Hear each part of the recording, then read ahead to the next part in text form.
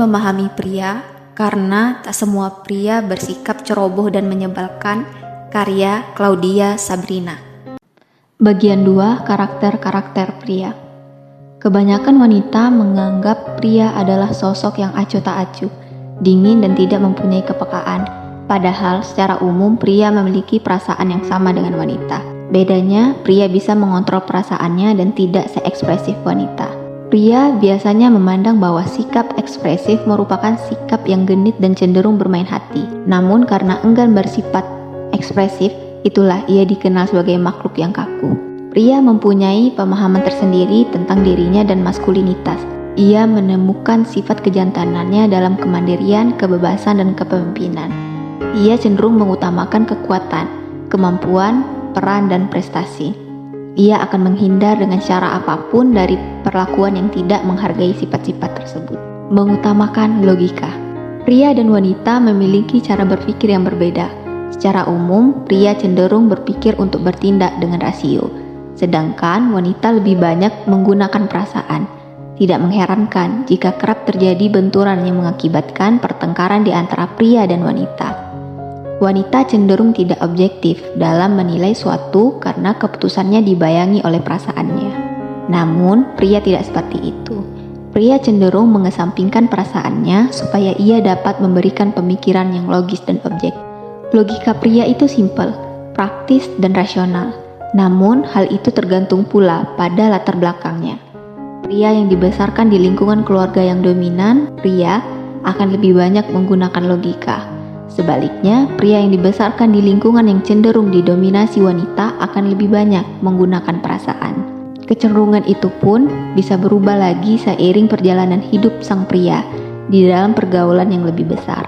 Pria lebih sering menggunakan logika karena pengaruh budaya, kebiasaan, dan pola asuh yang membentuk kepribadiannya. Penggunaan logika itu ditentukan pula dalam proporsi penggunaan otak pada manusia. Di dalam otak manusia terdapat area gray matter, pusat informasi, dan white matter, pusat pemrosesan informasi. Pria lebih sering menggunakan gray matter dalam proses berpikir, sedangkan wanita lebih sering menggunakan white matter. Kalau dianalogikan dengan komputer, gray matter adalah prosesor inti komputer atau komputer itu sendiri, sedangkan white matter adalah jaringan kabel yang menghubungkan setiap perangkat di dalam komputer. Lebih suka bertindak. Pria seringkali sulit mengungkapkan ekspresinya secara verbal. Ia cenderung menggunakan bahasa nonverbal untuk menunjukkan perasaannya. Baginya, tindakan lebih bernilai daripada sekedar ucapan lisan. Meski akan selalu ada pengecualian, pria secara umum memang tidak terlalu pandai merangkai kata-kata yang manis. Ia akan mengatakan bahwa ia mencintai istri atau pasangannya, tetapi ia tidak akan menjelaskan seberapa besar cinta tersebut. Pria mempunyai banyak cara untuk menyatakan rasa cintanya kepada wanita yang dicintainya. Ia menunjukkan cintanya melalui tindakan, seperti membawakan belanjaan, mencucikan mobil, atau memberikan makanan kesukaan pasangannya. Tak ingin terlihat lemah, pria memiliki mental yang terbilang sangat kuat dalam menghadapi apapun. Ia kuat secara fisik dan mental ketika banyak orang yang berusaha menjatuhkannya. Layaknya wanita, pria juga makhluk yang memiliki emosi. Bedanya, wanita cenderung lebih responsif terhadap emosi yang sedang dirasakan. Pria juga cenderung memilih untuk menyembunyikan dan mengabaikan emosinya agar ia tidak dianggap lemah. Akibatnya, jika ia mempunyai permasalahan yang membuat dirinya tertekan, maka ia jauh lebih rentan untuk melakukan bunuh diri dibandingkan wanita. Alasannya, ia memendam masalah tanpa mengungkapkan emosi yang dirasakannya kepada orang lain. Pria juga dipandang sebagai sosok yang maskulin. Sisi maskulinitasnya menjadi bingkai yang membentuk norma dari masyarakat, bahwa ia adalah makhluk kuat yang menjadi tulang punggung, pencari nafkah utama dan bertanggung jawab atas keluarganya. Dominasi peran pria di dalam keluarga dan masyarakat itu menyebabkan ia enggan memikirkan hal-hal yang dianggap emosional. Padahal, ia juga mempunyai sikap feminim di dalam dirinya. Memang setiap individu memiliki sisi feminim dan maskulin, namun kecenderungan setiap orang berbeda-beda. Beberapa pria memiliki kecenderungan sisi feminim yang membuatnya lebih ekspresif dan peka, terutama terhadap hubungan interpersonal sehingga memudahkan mereka untuk menunjukkan empati terhadap orang lain. Pria dilahirkan dengan hasrat melindungi dan memperjuangkan kehormatan. Oleh sebab itu, wanita tidak perlu menyembunyikan kesalahan atau ketidakmampuannya dari pria, karena ia bisa meminta tolong dan nasihat kepada pria. Sejauh apapun masyarakat menganggap bahwa pria tidak boleh lemah dan cengeng, namun bukan berarti pria harus selalu menyembunyikan dan menolak perasaan yang hadir dalam dirinya. Pria juga berhak dan pantas untuk mengakui segala emosi yang sedang dirasakan. Pria boleh berusaha untuk menjadi kuat dan tidak terlihat lemah. Namun, kadang-kadang ia tidak merasa malu dan takut mengekspresikan perasaannya kepada khalayak maupun dirinya sendiri. Bersikap agresif. Setiap manusia memiliki kecenderungan untuk bersikap agresif. Namun, dalam konteks tertentu, agresivitas pria cenderung lebih besar daripada wanita. Pria lebih memungkinkan untuk melakukan agresi fisik dibandingkan wanita. Misalnya, kekerasan fisik yang dilakukan oleh seorang pria terhadap wanita pasangannya. Secara sosial, pria memang memiliki motif patriarkis yang cenderung ingin mengendalikan individu lain yang dianggap sebagai subordinatnya. Sedangkan secara biologis, pria memiliki kadar hormon testosteron yang lebih tinggi sehingga ia terdorong untuk bersikap kompetitif dan memiliki hierarki atau posisi yang lebih tinggi. Pria yang memiliki hormon testosteron rendah cenderung tidak agresif. Massa tulang antara pria dan wanita secara umum pun berbeda. Secara anatomi fisik, pria memiliki 75% massa otot yang lebih banyak dibanding wanita. Hierarki yang tidak stabil dapat menyebabkan pria merasa cemas, sedangkan rantai komando yang mapan, misalnya seperti dalam militer dan banyak tempat kerja, menurunkan testosteron dan mengekang agresi pria. Penetapan tingkatan agresi pada pria biasanya dimulai ketika seorang pria berusia 6 tahun. Pada saat itulah ia mulai termotivasi untuk saling menjatuhkan dengan pria yang lain. Namun, ia merasa lebih baik agresif secara verbal daripada berkelahi. Pola asuh di dalam keluarga menjadi salah satu alasan pria lebih agresif dibanding wanita. Pria telah dididik dari kecil untuk mengenal perilaku agresif.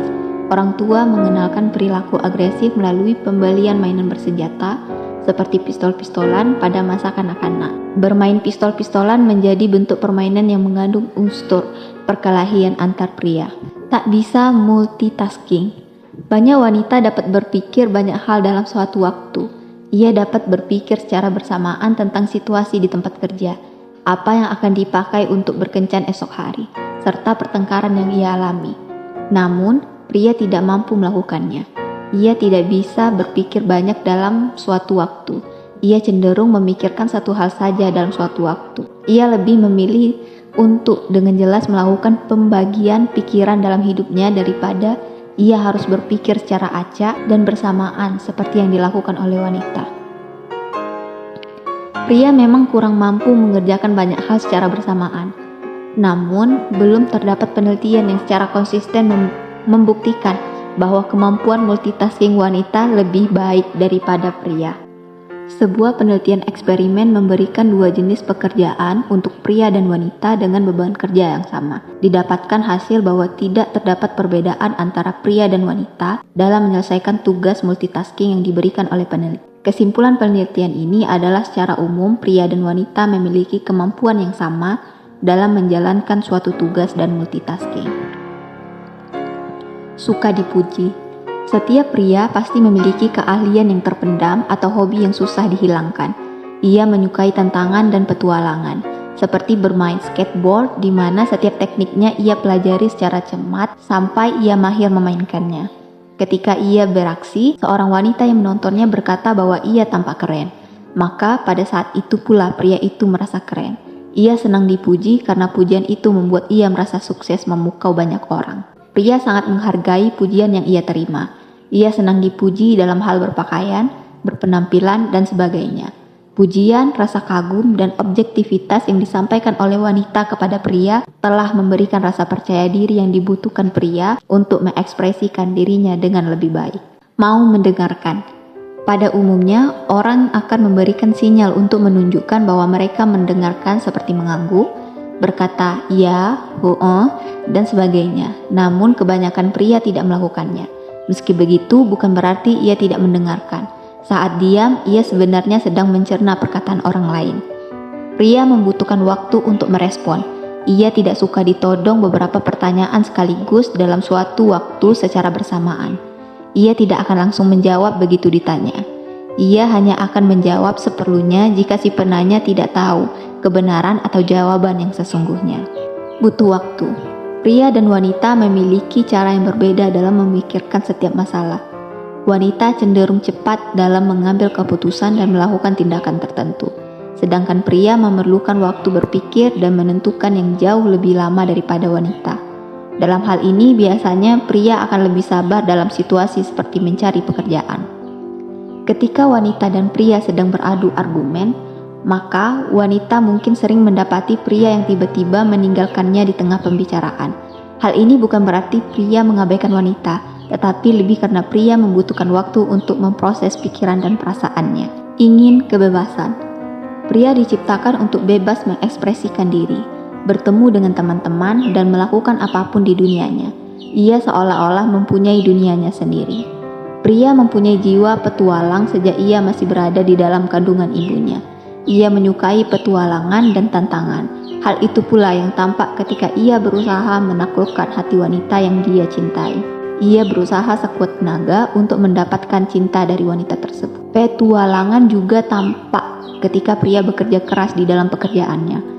Bahkan ia bisa melakukan dan menempuh perjalanan jauh penuh tantangan hanya untuk menancapkan sebuah tulisan romantis di ketinggian gunung hanya untuk wanita kesayangannya. Ia selalu berusaha menjaga dan membuat pasangannya nyaman. Oleh karena itu, wanita tidak perlu membatasi jiwa petualang dalam diri pria. Wanita justru harus berusaha untuk memahaminya. Sulit membaca pikiran wanita. Pikiran pria memang tidak peka sebagaimana pikiran wanita. Otak pria dan otak wanita juga berbeda. Otak pria sulit memahami sinyal-sinyal yang campur aduk. Wanita yang marah dan ingin ditinggalkan ternyata justru mencegah sang pria untuk pergi. Tentu saja, cara berpikir seperti itu tidak bisa dipahami oleh pria. Jalan pikiran memang sederhana. Ia berharap wanita juga bisa memberikan penjelasan dengan cara yang sederhana. Pria tidak selalu bisa membaca pikiran wanita. Jika wanita memberi isyarat saat meminta pertolongan dari pria, maka mungkin saja pria itu tidak bisa menerjemahkan kode tersebut. Daripada wanita seorang berkata, "Seandainya aku cukup tinggi untuk mengambil kotak di atas lemari," lebih baik ia meminta dengan berkata, "Tolong ambilkan kotak di atas lemari." Mementingkan bromance. Pria memerlukan ruang untuk egonya. Ia ingin menghabiskan waktu sendiri. Ia juga suka bergaul dengan teman-temannya dan pergi untuk berlibur sendirian. Walaupun terkesan acuh tak acuh dan tidak peka, nyatanya pria selalu membutuhkan seorang sahabat untuk ia jadikan tempat berbagi cerita. Namun, gaya persahabatan pria dan wanita sangat jauh berbeda. Pria punya cara tersendiri untuk menjalin persahabatan dan biasanya lebih erat saat minim drama dibanding wanita. Pria selalu berusaha menyelesaikan masalah dengan kepala dingin ketika ia menggunakan logika. Hal ini berlaku juga dalam menjalin persahabatan. Jika ada masalah, pria lebih menggunakan logika untuk menyelesaikannya. Ia jarang menyimpan dendam karena setelah puas bertengkar maka masalah pun dianggap selesai saat itu juga. Cara pria dalam berpikir memang sederhana. Ia tak mudah tersinggung dan terbawa perasaan. Salah satu alasan mengapa persahabatan pria minim drama adalah karena cara pria berpikir itu sederhana.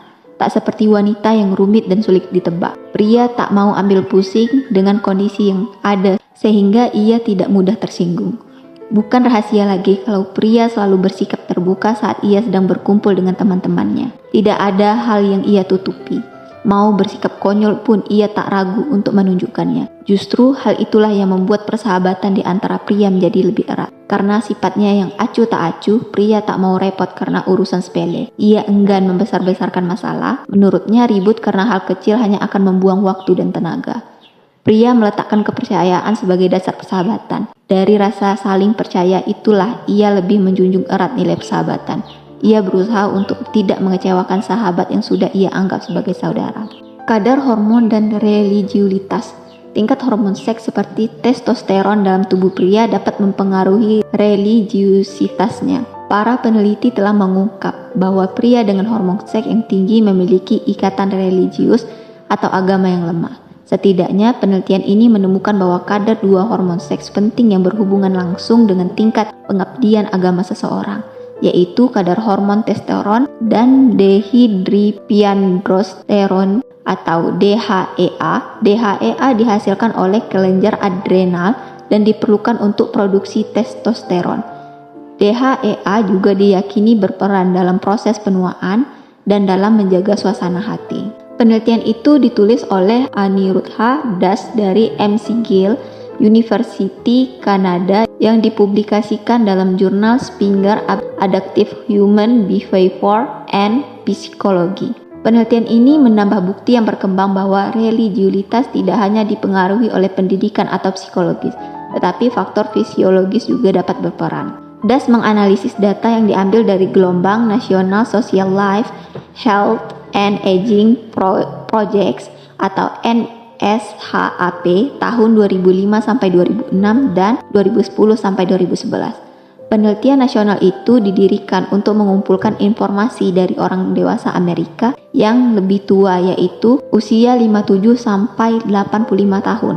Peserta yang terlibat dalam penelitian diminta mengisi kuesioner di rumah mereka dan ditanya tentang seberapa sering mereka menghadiri layanan keagamaan dan apakah mereka memiliki anggota klerus dalam jaringan sosial inti mereka. Informasi juga dikumpulkan tentang berat dan kesehatan peserta, sementara sampel saliva dan darah dikumpulkan dan kemudian diperiksa. Dari analisis, terdapat lebih dari 1.000 pria. Das menemukan bahwa pria dengan kadar hormon testosteron dan DHEA yang lebih tinggi dalam tubuh mereka memiliki ikatan agama yang lebih lemah. Agama mempengaruhi berbagai pola budaya dan politik di tingkat populasi. Hasil dari penelitian saat ini menunjukkan bahwa yang terakhir mungkin juga memiliki pengaruh dengan hormon. Oleh karena itu, diperlukan model konseptual yang dapat mengakomodasi interaksi dinamis, faktor psikososial, dan neuroendokrin dalam membentuk siklus hidup seseorang, katanya. Das percaya bahwa lebih banyak penelitian harus dilakukan untuk lebih memahami bagaimana hormon membentuk pola keagamaan seseorang di kemudian hari. Ini sangat penting karena agama telah terbukti memiliki pengaruh positif pada bagaimana orang menua dan pada akhirnya mengalami kehidupan di tahun-tahun selanjutnya. Menurut Das, temuan lebih lanjut menunjukkan alasan biologis di balik jaringan pribadi dan afiliasi sosial yang dibentuk orang selama kehidupan mereka, tanpa eksplorasi sistematis hubungan-hubungan ini. Teori kehidupan tetap tidak lengkap dan berpotensi tidak akurat, ujarnya. Oleh karena itu, diperlukan lebih banyak penelitian tentang alasan mengapa kadar androgen mempengaruhi koneksi keagamaan seseorang, dan pada peran yang dimainkan hormon dalam menyusun lintasan kehidupan orang tua. Pria dan wanita memiliki cara berpikir yang berbeda. Secara umum, pria cenderung berpikir dan bertindak dengan rasio, sedangkan wanita lebih banyak menggunakan perasaan.